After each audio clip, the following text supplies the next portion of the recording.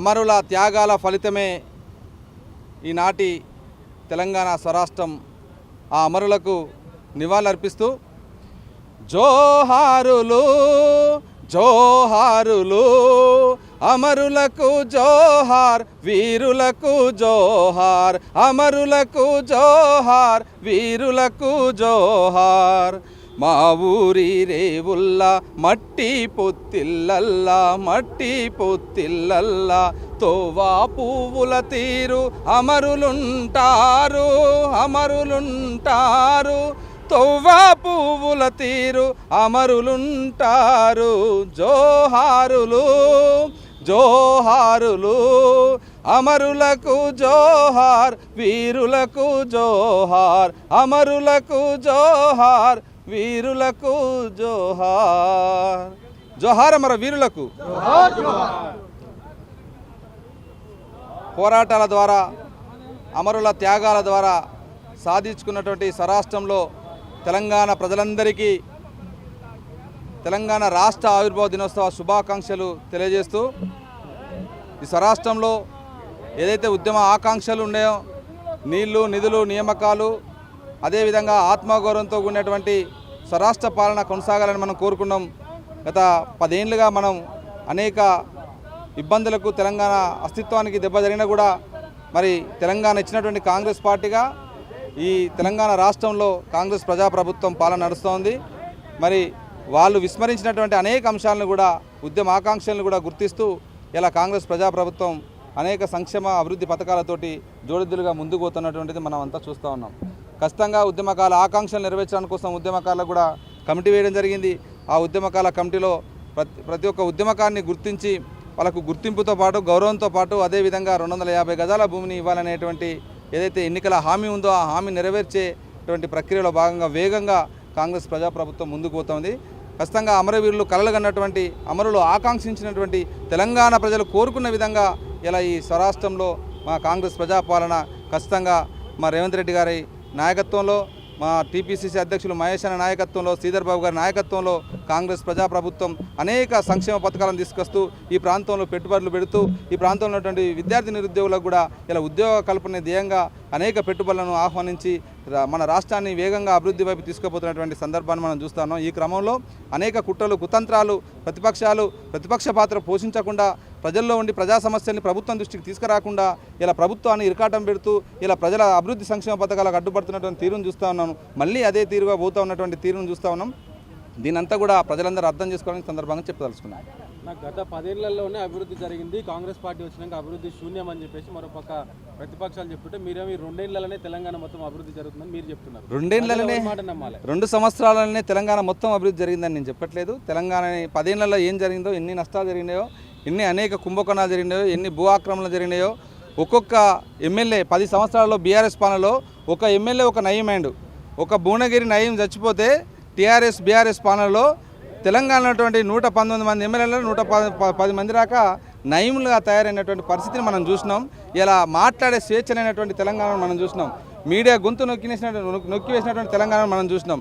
ఇలా ప్రశ్నిస్తే ఉద్యమకారుల మీద ప్రజాస్వామికవాదుల మీద ఇలా ఎవరైతే బుద్ధిజీవులు ఉన్నారో వాళ్ళందరి మీద అనేక కుట్ర కేసులు పెట్టి ఇలా ఊపా కేసు నాలాంటి వాని మీదే 9 ఊపా కేసులు పెట్టింది. ఇంకేం చెప్పాలి? వీళ్ళు చిన్న పీటీ కేసులు పెడితేనే ఆ పీటీ కేసులకే ఇలా సోషల్ మీడియాలో పెద్ద గప్పాలు కొట్టుకుంటున్నటువంటి పరిస్థితిని మనం చూస్తూ ఉన్నాం. నాలాంటి వాడి మీద 9 ఊపా కేసులు పెట్టి సంవత్సరం జైల్లో నిర్బంధించినటువంటి ఆ దుర్మార్గ పాలన. అది కదా నిర్బంధం అంటే, అది కదా అణచివేత అంటే. అట్లాంటి అణచివేతల్ని ఎదుర్కొన్నది ఈ తెలంగాణ ప్రాంతం 10 ఏళ్ళుగా. ఇప్పుడు అట్లాంటి పరిస్థితి లేదే. ఇలా స్వేచ్ఛగా ప్రతి ఒక్క వ్యక్తి తన వాక్ స్వాతంత్రాన్ని వాడుకుంటూ ఇలా ప్రజాస్వామ్యంలో ప్రభుత్వాన్ని ప్రశ్నిస్తూ ఉన్నారు. ప్రభుత్వం దృష్టికి అనేక సమస్యలు తీసుకొస్తున్నారు. వాటి పరిష్కార మార్గంలో కాంగ్రెస్ ప్రజాప్రభుత్వం ముందుకు పోతా ఉంది. ఇవాళ టీజీఎస్పీ ఒక 3 ఉద్యోగ ప్రకటనలు ఇస్తున్నది. నిన్న రేవంత్ రెడ్డి ఒక 1,00,000 ఇళ్లకు శ్రీకారం చుట్టారు. ఇదంతా కూడా రాష్ట్ర అవతరణ వేడుకలకు సంబంధించి ఉద్యమకారులు తెలంగాణ అమరులు కాంక్షించినట్టుగానే ఇలా తెలంగాణ ప్రజలకు ఒక శుభవార్తగా మొత్తంగా ఇందిరమ్మ ఇండ్లను ఇలా అంకితం చేస్తూ ఇందిరమ్మ ఇండ్లను ఇవ్వడానికి కోసం 2వ విడత కార్యక్రమంలో భాగంగా ముఖ్యమంత్రి గారు చాలా శరవేగంగా ముందుకు తీసుకుపోతా ఉన్నారు. ఈ తెలంగాణలో కనీసం కూడు గూడు గుడ్డ కావాలనేటువంటి ఏదైతే నినాదం ఉందో ఇలా గూడు కల్పించాడనే లక్ష్యం కొద్దీ ఇలా ఇందిరమ్మ ఇండ్లను ప్రతి పేదవాడికి ఇల్లు లేని వాళ్ళు ప్రతి పేదవాడికి తెలంగాణలో ఇల్లు నిర్మించాలనే లక్ష్యం కొద్దీ ముందుకు పోతా ఉన్నారు. ఉద్యోగాలు ఇల్లు తర్వాత కానీ ఫస్ట్ మా ఒడ్లు కొని అంటున్నారు రైతులు, వాళ్ళకేం చెప్తారు?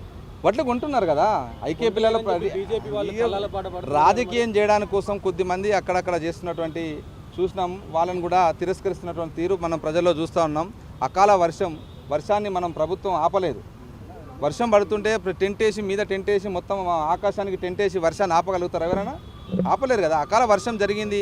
ఆ వర్షానికి అక్కడక్కడ రైతులకు నష్టం జరుగుతున్న మాట వాస్తవమే.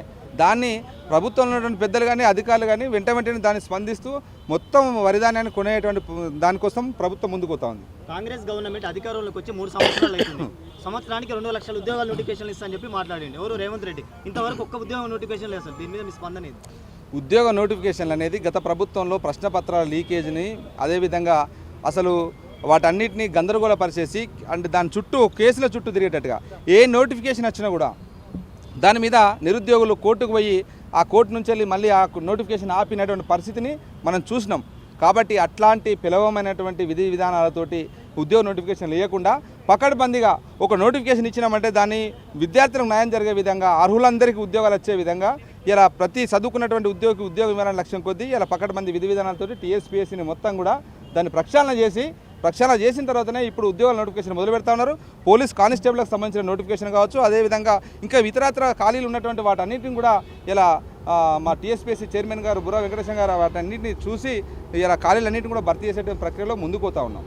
తెలంగాణలో స్పెసిఫిక్గా ఎడ్యుకేషన్ మినిస్టరే లేదు, అది తెలంగాణ దౌర్భాగ్యం అంటూ కూడా ఒక టీడీపీ మహిళ మాట్లాడుతుంది. ఈ దౌర్భాగ్యం వల్లనే చాలా మంది స్టూడెంట్స్ కూడా చనిపోతున్నారు అంటుంది. ఎక్కడ స్టూడెంట్స్ చనిపోయాలో ఫస్ట్ చూపెట్టాలి. స్టూడెంట్స్ చనిపోకుండా కూడా స్టూడెంట్స్ చనిపోతున్నారని ప్రచారం అంటే ఎవరి బిడ్డల్ని చంపాలని చూస్తున్నారు మీరు? ఇక్కడ తెలంగాణ ప్రాంతంలో బిడ్డల్ని చంపేసి మీరు చనిపోతున్నారని గురుకులాల్లో ఫుడ్ పాయిజన్కి కారణము అక్కడ ఉన్నటువంటి వాళ్ళ అలసత్వం, వాళ్ళు చేస్తున్నటువంటి విధానాలతోటి వాళ్ళు శుభ్రత పాటించకపోవడం వల్ల జరిగిన దానికి మొత్తంగా ప్రభుత్వంలో ఉన్నటువంటి ముఖ్యమంత్రి తప్పని ఖచ్చితంగా దాన్ని సమీక్షిస్తూ ఉన్నారు. ఎప్పటికప్పుడు అధికారులను వాళ్ళతో మాట్లాడుతూ అక్కడ ఉన్నటువంటి సౌకర్యాలను పెంచేటువంటి ప్రయత్నాలు చేస్తూ ఉన్నారు. కాబట్టి పక్క రాష్ట్రంలోకి ఎంతసేపు ఈ తెలంగాణ రాష్ట్రం మీద పడి ఎడడం తప్పితే మనం చూస్తూ ఉన్నాం. వాడు పిచ్చి తుగులకు గాడు నిన్న ఏ రోజు మీటింగ్ పెడతా అని చెప్పిండు. ఏం జరిగింది? ప్రభుత్వం చాలా సీరియస్గా ఉంది. ఇట్లాంటి ప్రజల మధ్యన విద్వేషాలు రెచ్చగొట్టి ఈ ప్రాంతంలో మళ్ళీ ఇక్కడ కలిసి అంటే ప్రాంతాలుగా విడిపోయి అన్నదమ్ములా కలిసినటువంటి ప్రజల మధ్యన విభజన రేఖ గీసి ఓటర్ రాజకీయం కోసం దేశవ్యాప్తంగా నడుస్తున్నటువంటి మతం పేరుతోటి దేవుడి పేరుతోటి చేస్తున్నటువంటి రాజకీయాలను ఇలా తిరస్కరణకు గురవుతున్నటువంటి తీరును చూస్తూ ఉన్నాను. ఆ కుట్ర స్వయంగా ప్రధానమంత్రి తెలంగాణ గడ్డ మీద అడుగుపెట్టిన తర్వాత కూడా ఆ కుట్ర ఫలించలేదు కాబట్టే ఇట్లాంటి పిచ్చి సేన అని ఆ పచ్చ సేన అని ఈ రెండింటిని ఇక్కడ హైదరాబాద్కి ఎంట్రీ చేసి ఇక్కడ ప్రజల మధ్య ఆంధ్ర సెటిలర్స్ ఎవరైతే ఉన్నారో అక్కడ ఉన్నటువంటి అట్టడుగు ఎస్సీ ఎస్టీ బీసీ మైనార్టీ ప్రజలు ఈ ప్రాంతంలో వచ్చి పుట్టగొట్టు కోసం బతుకుతున్నటువంటి వాళ్ళను ఇలా వాళ్ళ మీద విద్వేషాన్ని రెచ్చగొట్టేటువంటి ప్రయత్నం అక్కడ ఉన్నటువంటి పవన్ కళ్యాణ్ చేస్తూ ఉన్నాడు. ఓ పిచ్చి పవన్ కళ్యాణ్ 11 రోజులు ఉపాసం ఉన్నా అని చెప్పినావు కదా విధవ. ఫస్ట్ నీ రాష్ట్రం సంగతి ఏందో, నువ్వు ఉప ముఖ్యమంత్రిగా ఉండవు. నీ రాష్ట్రంలో రాజధాని లేదు, ఆ రాజధాని ఆ ప్రజలకు కట్టివు ఫస్ట్. దాని గురించి నీకు సోయి లేదు. కానీ ఈ తెలంగాణ ప్రాంతం గురించి నీకెందుకు? పిచ్చి చేష్టలు చేస్తే తోలు తీస్తాం. తెలంగాణ ఉద్యమకారుగా చూస్తూ ఊరుకోం. ఇక్కడ ఖచ్చితంగా కాంగ్రెస్ పార్టీ నాయకులుగా కూడా చెప్తా ఉన్నాం మేము. ఎందుకంటే కాంగ్రెస్ పార్టీ మా బాధ్యత ఉంది. రాష్ట్రాన్ని ఏర్పాటు చేయడంలో సోనియా గాంధీ గారి ఇలా ఏదైతే తను తీసుకున్నటువంటి మాటకు ఇచ్చినటువంటి మాట కట్టుబడి స్వరాష్ట్రాన్ని ఏర్పాటు చేసింది. కాబట్టి ఆ రాష్ట్రంలో ఇలా ప్రజలు కోరుకున్న విధంగా అభివృద్ధి సంక్షేమాన్ని ముందు తీసుకుపోవడం కోసం చేస్తున్న క్రమంలో ఇట్లాంటి అడ్డంకులు సృష్టించి విభేదాలు సృష్టించి ఇక్కడ అల్లరి సృష్టించేసి రేపు రాబోయే జిహెచ్ఎంసీ ఎన్నికల్లో పాగా వేయడానికి కోసం బీజేపీతో అయితలేదని బీజేపీకి ఇలా కూటమిలో ఉన్నటువంటి జనసేనని ఆ టీడీపీని పంపించేసి ఇక్కడ పాగా వేయాలని ఆ సెటిలర్ల ఓట్లు వేయించుకొని ఇక్కడ పాగా వేయడానికి కోసం కుట్రలు చేస్తున్నారు. ఈ కుట్రలు ఇక్కడ సాగవు. పిచ్చి విద్వేషాలు రెచ్చగొట్టాలని చూస్తే ఒక మాజీ ఎమ్మెల్యేను ఆల్రెడీ లోపలికి పంపించిళ్ళు. ఎందుకంటే పట్టాలు కోసేయమని, ఆఫీసులు గాలబెట్టమని, జీఎం ఆఫీసు గాలబెట్టమని ఇట్లాంటి రెచ్చగొట్టే విధానాలు చేస్తే మాజీ ఎమ్మెల్యే అయినా కూడా తీసి లోపల పడేసినటువంటి ప్రభుత్వం ఎట్టి పరిస్థితుల్లో ఉపేక్షించే పరిస్థితి లేదు. ప్రభుత్వం నాయకుడు తెలంగాణ అసలు డిక్షనరీ లేదని చెప్పి మాట్లాడుతున్నాడు. మరి దీని మీద స్పందన ఏంటి? అసలు తెలంగాణ డిక్షనరీ ఆ పార్టీని లేకుండా చేసినాం కదా. ఉద్యమకాలుగా చెప్తా ఉన్నాం, కాంగ్రెస్ పార్టీనే చెప్తా ఉన్నాం. తెలంగాణ అనేటువంటి ఈ తెలంగాణ స్వరాష్ట్రంలో ఆ పార్టీ పేరునే ఈ తెలంగాణ డిక్షనరీ లేకుండా చేసినాం. అది గుర్తుంచుకో. ఓరు పిచ్చి విధవ బక్కన నరసింహులు, నువ్వు వయసులో పెద్దోనివైనా నిన్ను గౌరవించాలన్నా కూడా నువ్వు మాట్లాడినటువంటి పిచ్చి మాటలకు ఆంధ్ర మోచేతి నీళ్ళు వాళ్ళ నాయకుల మోచేతి నీళ్ళు తాగడానికి కోసం నువ్వు వెంపలాడుతున్నటువంటి తీరును చూస్తే నిన్ను ఈ విధంగా సంభాషించాల్సి వస్తుంది. ఇక ఏం మాట్లాడాలో అట్లాంటి మతి స్థీమితం కోల్పోయినటువంటి వృద్ధాప్యం ఉన్నటువంటి అక్కడ ఉన్నటువంటి ముఖ్యమంత్రి మోచేతి నీళ్ళు తాగడానికి కోసం మాత్రమే మాట్లాడింది తప్పితే అది ఆ పార్టీని ఈ తెలంగాణ డిక్షనరీ లేకుండా చేసిన అనేది మనం తెలంగాణ ప్రజలందరికీ తెలుసు. మొన్న ఇక్కడ అమీర్పేటలో ఎన్టీఆర్ విగ్రహం ఏర్పాటు చేసినప్పుడు టీడీపీ జెండాలే ఎక్కువ కనిపించినాయి, కాంగ్రెస్ జెండాల కన్నా దాని మీద ఎస్, మీరు అడిగిన దానికి మొన్న జూబ్లీ హిల్స్లో ఉప ఎన్నికలు జరిగినాయి. ఉప ఎన్నిక